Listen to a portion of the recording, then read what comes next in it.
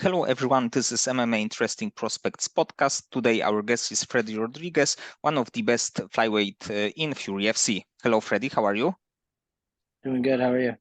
I'm good, thanks. Uh, lately you won your fight against Eddie Fraire. It was I think that a very good performance from you. And what do you think about this fight? And in your mind, what should be next for you right now? Thank you. Yeah, my thoughts on that fight were, I think it made a statement. At this point in my career, I would say that he's probably the most dangerous fighter that I've fought up to this point. With he had Eddie had knockout power. That can put your lights out in the snap of a finger. And so I know as a wrestler, a lot of times it's like, are you ready for that next level with dangerous fighters? Can you take damage? All those kinds of things. And so the answer was yes. I, stepped up and I showed who I am. I took some damage. I got injured. I got hurt a few times through that fight. You couldn't really tell, but I was hurt a couple times, and so I think it showed a lot of guts, and it showed that I am ready for that next level. And then I think for me to go out there and whether it was technically outstriking him or whether it came down to just having them guts and just biting down both directions that we went, I made it go my way, right? So I thought it was a great performance, and I'm definitely proud of it. I would have liked to get a finish, but I would take that performance any day. I think that overall Eddie is a really good fighter, but to be honest, I was like really hoping to see your fight against Jacob Silva because he also has this like fan-friendly style. He's going for the finish. He's, I believe, also a former Fury FC flyweight champion. So I think that the win over him would can give you like a little bit more,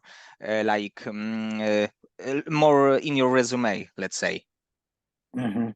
Yeah, I agree. I was excited to test it, especially with the fact that he had been on Contender Series and he was a vet, and so I think the same thing. But I think it was a good step in that right direction. And I've been calling for the title fight against Paris Moran, since September.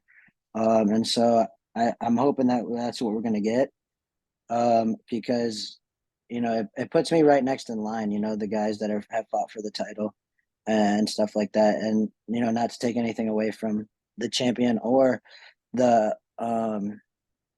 challengers up to this point, but these guys I feel like can't put a show on for 25 minutes. You know what I mean? Like, I'm just getting settled in that third round, and it's like I have two more rounds easily in me at any pay at the pace that I fight. So I can fight the pace that I fight for 25 minutes, and I don't think anybody in the division at my weight can do that for 25 minutes, and that's what I think I bring to the table. Outside of everybody else. And cardio is like a very big weapon because sometimes the fighters are very good for 10 or 15 minutes, but in the fourth round there is some problem. And if you like consider that it is your like really big advantage, it would be nice to see you in the fourth or maybe fifth round. Absolutely. And before this fight, you knock out Alex de la Cruz, also a very good prospect. So how right now confident are you about your like position and skills? Because in my opinion, right now it's like you are probably in the best, let's say, shape in your career. Hmm. Yeah, I'd say right in my mindset, and this is years in the making right now, what's all coming forth right now. Like these fights that are about to happen and these, that are on the horizon, these are the fights that I've been training for this whole time. And so even when I was, because I've been doing this now consistently for going on 6 years. So at year three, I was seeing the way I was progressing because I always put myself around the best that it was, whether I was in Georgia, no matter where I was, I'm always finding the closest people to me that are the best, and I'm going and I'm just attacking everything. And so the confidence, I think the big difference between like my last few, like my early few fights and then to like now is I acquired the skill, being a fighter, being a high level wrestler, learning the process of how to grow exponentially has played a big part because I'm not new I was new to MMA, but I wasn't new to a high achieving process, right?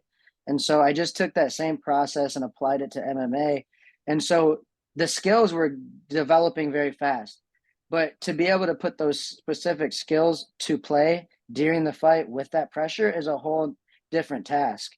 And so I had acquired that skill leading up to those, early fights in my career, but I had never been able to just bite down and show those stand-up striking skills that I've acquired until recently. And it was just a decision that I made in practice where it was like, enough's enough. I'm gonna go headstrong into this.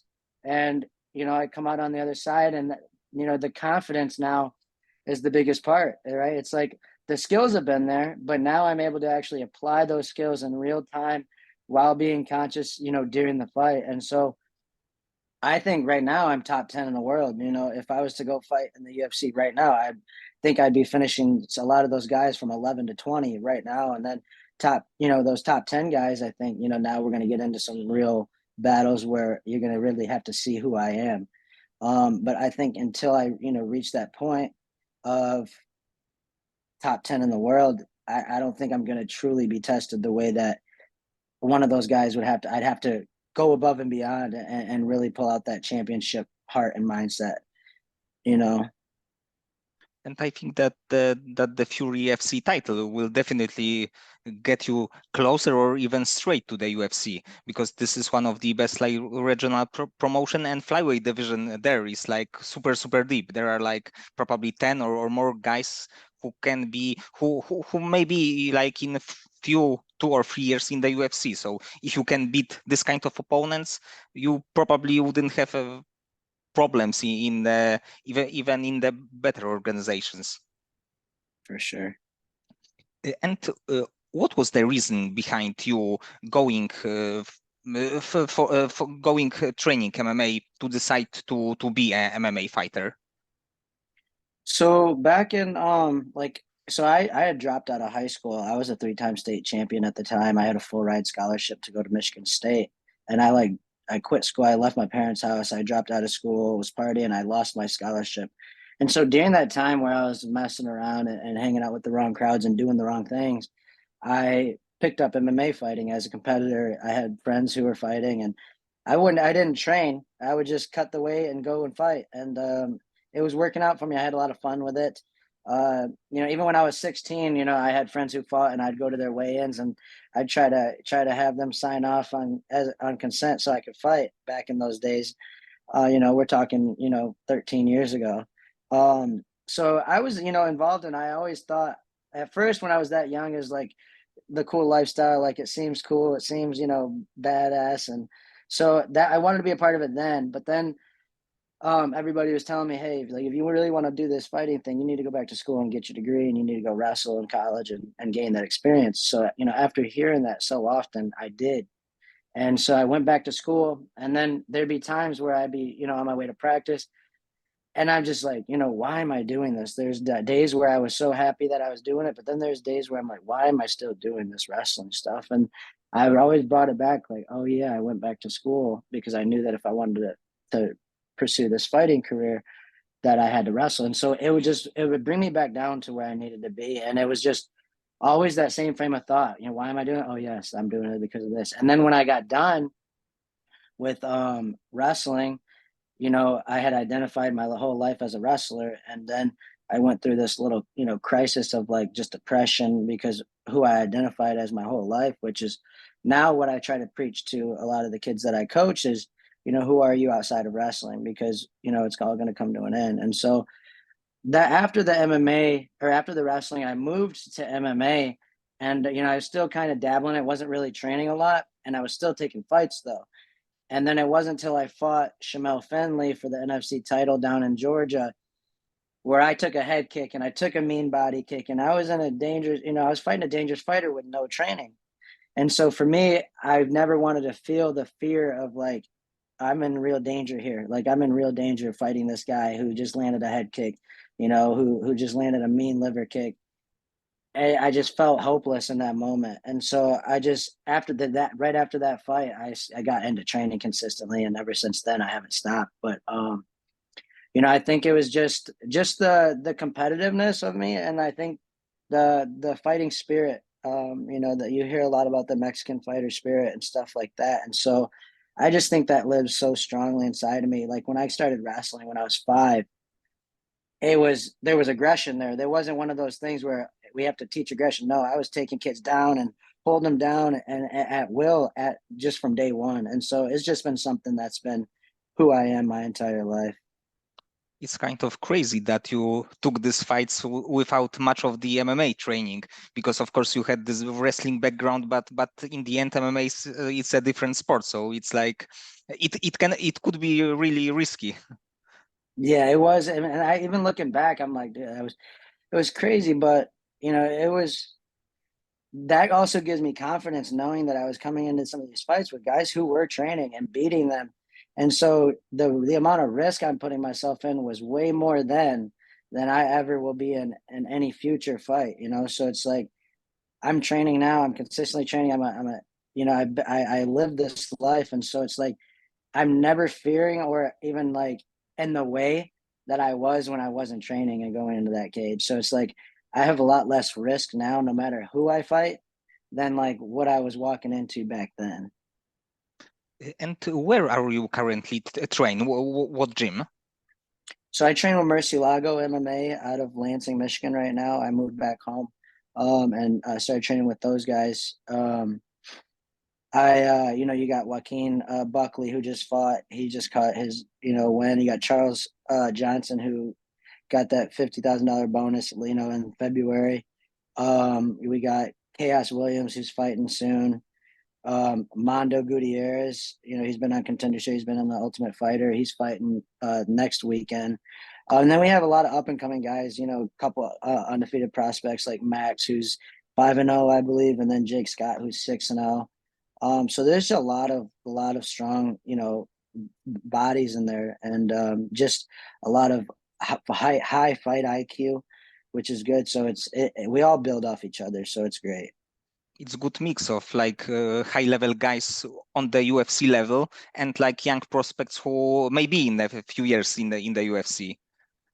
Absolutely. And then Coach Joaquin, Rodriguez is doing a great job in there, just continuing to evolve. And so it's cool to be a part of and see.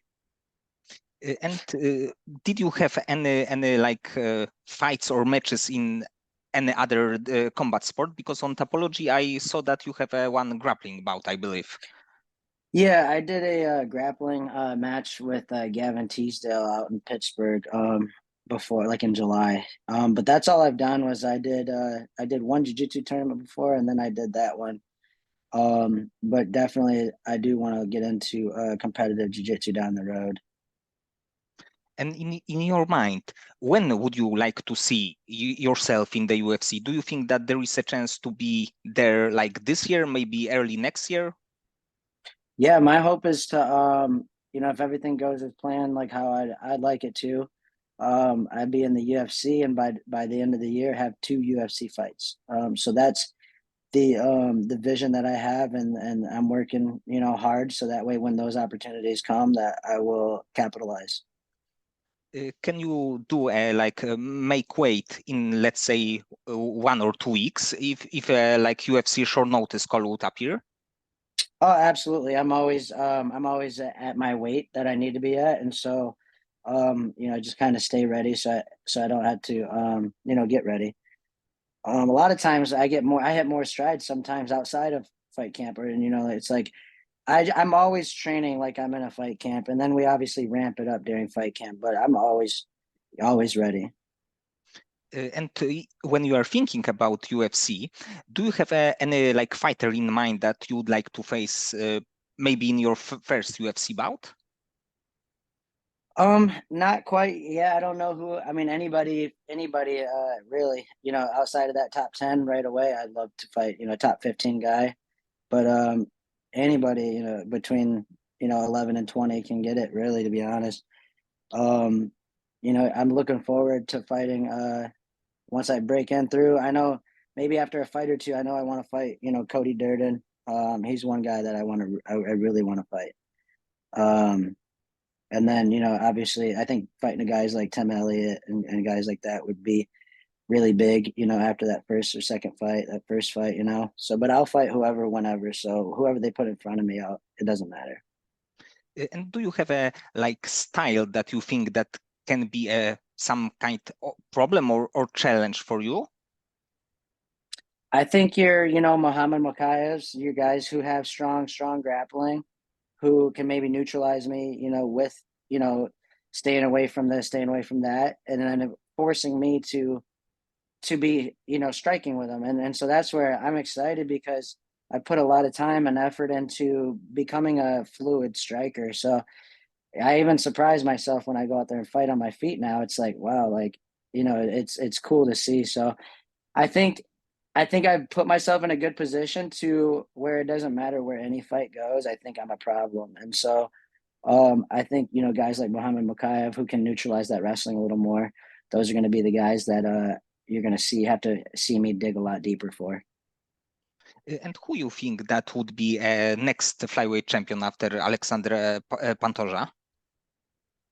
I'm thinking. I think by the time I get in title contention to talk, I think it's going to be Muhammad, or even yeah, Muhammad Mokaev is really making a statement with the way that he's been performing. So um, and he's young, you know. So I think he's one guy who's going to be up there by the time I get up there holding that belt. Yes, That's like the vision that I see. Yeah. he actually wanted to be a youngest champion ever. He tried to do it being like 23, so he's super young. So there is a chance that in a few years, uh, both of you will be in the rankings. Mm-hmm. Uh, and do you like overall watch UFC fights? Let's say on Saturday, do you like to spend time doing this? Sometimes they're so hard to stay up late. You know, I try to stay up, but I usually fall asleep every time before a main event. So I watch a lot of the big cards. I watch, you know, the big cards, but you know, I have a son and a family, and I'm so busy during the week that for me it's a lot of rest on the weekends. So I don't really get to watch unless I have like a teammate or someone that I really enjoy watching fight. I do need to get better at being a fan of the sport though. So And will you watch UFC 300? absolutely yes. So who you think would win, like the main event, or like Max Holloway against Justin Gaethje? I see Gaethje winning. I just don't know if Max Holloway's going to be able to withstand the power, um, and keep himself safe long enough to get to his work. You know, but isn't Gaethje is a lot bigger than him too, isn't he? Yes, I lately saw that Max Holloway seems to be bigger than he was. So maybe it is a good idea. But of course, if he will be bigger, he may be a little bit slower. So there is like this kind of exchange. Yeah, definitely. There's always the other side of the coin to it for sure. Uh, And then I got to go with Jamal Hill. You know what I mean? He's from Michigan, so I got to go with Jamal Hill. And you know, hopefully he brings that title back to Michigan. That would be dope. Yes, I think that overall this is a very good fight, especially that Hill was a champion and he like need to vacate the title. So it's a very good fight to make right now. Absolutely, it gives him his chance to get right back to where he was. You know, so that's cool that they're giving him that opportunity to get right back in there. And you fought for many years. And what is like right now the biggest motivator for you as the fighter? Like, do you like motivate yourself by seeing a UFC championship? Maybe do you have some financial goals? Yeah, so you know, it's definitely it evolves a little bit, you know, as I mature and I get a little older. For you know, at first it was the fame at first, you know, the lights, the cameras, the action when I was younger, and then it went away from that and it became about the title, you know, and then it became the money, and then it became, and now it's just about being a true mixed martial artist and living that life of just continuous growth, always progressing, looking to move forward. And right, so the biggest thing is like to become the champion. you have to be the champion long before that. The way you live, the way you train, the way you eat, everything like you have to be the champions made years before. The moment that they acquire the belt, that's just when it was given to you, but you earned it long before that. And so I think the focus is every day just being a true mixed martial artist and living in that journey. Obviously, I'm fighting for my children, but my son Micah, but I'm thinking also about his children, and so I want to create, you know, financial freedom for my family and generational wealth that has never really been inside of my, in my lineage. So for me, I'm fighting for something bigger than myself and bigger than just a title or bigger than just money. Like I want my great grandchildren to be set up good because of what I accomplished in this life. And so that's what it's about for me. So the UFC would be a perfect place, but because there you have a like chance for performance or fight of the night bonuses, and of course the sponsor will be like more interested in being on your let's say shorts or your Instagram. So I think that that you are really close to be there in the end. Yeah, absolutely. And then just to continue to build the resume, because when I'm done fighting, I want to create world champions myself. I coach wrestling. I've coached wrestling a long, long time. And so coaching comes naturally to me. So when I'm done, I want to have that experience and be able to, show, hey, like I can get you there, trust in the process. And so that's the other avenue I want to go down when I'm done, competing. And do you have a like advice or advices for young people when they are, let's say, amateurs and they want to go pro, they want to be a pro fighters? Do you have a like advices or motto for them that they can use in tough times?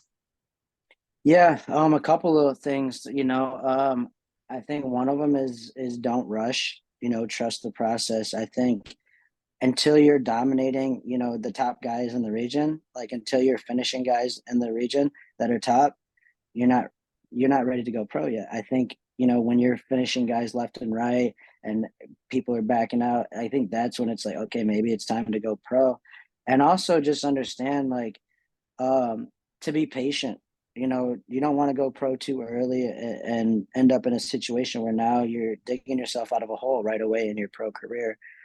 So I think the battles, the hard fights, those should happen as amateurs, right? You should acquire as much cage time, like live cage time as you can, 30, 40, 50 minutes of fight time as an amateur, you know, before you're ready, to make that pro. I think I think I think it was like 80 something minutes of cage time as an amateur. Um, because there was a lot of fights that I did that weren't sanctioned like long before the sanction and all that was a rule. So, I did the time and it was like 80 something minutes of cage time, you know. And so I think that's very important is the cage time. Yes, 8 minutes is definitely a lot when you know that for this amount of time somebody want to like knock you out, kick you or submit you. So it's a long time definitely. Absolutely. And how do you deal with the stress before your fights, like pressure before, like especially the important fights, the last few one? Yeah, I think pressure is brought on yourself by, focusing on the outcome. I think when you focus on winning or losing, I think because you're not in control of winning or losing, right? They could land this shot that knocks you out. You're not in control of that, right? But what you are in control of is your attitude and the way that you go out there and you fight. And so it's like um, I guess just not focusing on the outcome and just focusing on what I do every day because I train hard, I train right. And so it's really just about just staying calm and just doing what I do every day. It's no different. And so when you can take that approach to the depths of your heart, um, there is no pressure. And obviously there's emotions that come, right? I'd say you deal with like a little bit of fear. There's a difference between, feeling fear and like being afraid. You feel fear, it's how you handle it, which dictates on whether you're afraid or not. And so when those feelings of emotions that come in, like maybe, hey, like any bit of doubt or anything like that creeps in, just realigning yourself with your purpose and, the confidence comes from your preparation. And so, if you're not skipping reps, if you're not missing workouts, if you're doing what you can, if you're injured upper body, you did what you did, you could do lower body. And then when you injured your foot, right, you did everything you could upper body. And so those moments are so important during fight camp and during training, that allows you use that as your confidence when anything comes your way pre-fight. And so just channeling, just rechanneling that energy when it comes as nervous energy, just realigning yourself with your purpose and your your passion and how you haven't skipped anything. So, that's how I keep myself aligned and focused on the goal, which is just performing to my highest abilities. And when I do that, winning is going to be a byproduct of doing the right things. Yes, definitely. There is no like nothing like a hard training. There is no skipping anything because if you do this, you can be like high level guy, but it will definitely took you definitely more time. Yeah, it's like I'm always most tired during camp, right? Like I'm so tired during camp. It's like I don't even feel who I am truly because I'm so tired from the sessions. I'm working out before practice, so when I come into practice, I'm already like, a little beat. And so it's like I feel like when I step in the cage after, the you know tapering down, and then we're staying out of the gym leading to the fight, and then getting into the cage on fight day, it's like I'm taking a 20-pound vest on. And so now I'm more springy, more bouncy, more explosive, more powerful than I've ever felt myself be. And so that's why like training's the hard part. And so it's like when you get out there and fight, like that's the easy part. And so, you know, the training and the cutting weight, that's the hard part. The fun part is going out and getting to actually apply your skills that you've learned and just kind of show out. And outside of fighting, do you have any like passion or hobby? Let's say after right now that you are after the fight and you in the theory you have more time. Yeah. So it's funny because my second passion is coaching. And so like it's funny because I went straight, I fought on Sunday, and then I went right to Austin and coached a week-long wrestling camp. So on Monday, I was teaching wrestling. And then, I taught wrestling all throughout the week. I did an MMA seminar on Friday, and then went with the guys that I coached with. They had a tournament and went to the tournament and coached them. And then just got back home this week, Monday, and just started doing the same thing. So I would say coaching is definitely my passion. All this week I've been out of the gym, but I've been in the MMA class, helping out with the guys, just, helping what I can, holding pads here and there for them and for some of them. And so just getting them ready. And so I think just trying to really engulf myself in the life of MMA, is just where I'm at right now. And so I think I'm going to pick up golfing a little bit. So when I do need to get a full break away from it, step out and take a day off and just get out of the gym completely and go golfing or something. I have my son, Micah, he's 2.5. And so he takes up a lot of my time when I'm not training or coaching. And it's pretty much just being home. Um, Being home and at the gym is really the life that I'm living right now. So your life it's like in a big part like living and breathing of the sport of MMA or wrestling. Absolutely. And I have two last questions. There are outside of fighting. If you can live in any country in the world, but outside of US, where would you like to live? I think Australia. I think Australia, every Australian person I've ever met was really cool. And I hear it's really laid back out there. So And also the level of MMA there is also really they high got some level. great MMA out there too. Yeah, absolutely. And the last question, if you had an unlimited amount of money and you can create any kind of business, what kind of business would you like to create, not thinking about money? It would absolutely be nonprofit. It would be nonprofit work. It'd be basically so. it'd be similar to an organization that's called Beat the Streets, right? It's a wrestling organization that helps at-risk youth in the city who don't have opportunity. It's basically not. It gives them equal opportunity with people who are more fortunate. Um, they get to go to wrestling camps. They get, they're making sure that they have clean clothes. They're making sure that they got tutoring to keep them, up with everybody else. They're making sure that they, are able to go to camps, go to clinics, go to national tournaments. And it's just providing equal opportunity for kids. And so really it would be, creating a lot more of those around the world, starting with, my hometown. We don't have anything like that for wrestling or anything, so it would just be continuing to grow organizations like that, and really help out with underprivileged and at-risk youth who are struggling, try to get to them before life gets to them. Yes, this is definitely a really cool project that because of sport they can be really successful after all. Absolutely. Okay, Freddie. So many thanks for the conversation. I hope that what you said will happen. So you will have two UFC bouts this year, and maybe you deliver some another very good knockouts. Yeah, that would be awesome, man. Come home with a bonus this year. Yes, but I think that with your style, it's quite possible. I appreciate that.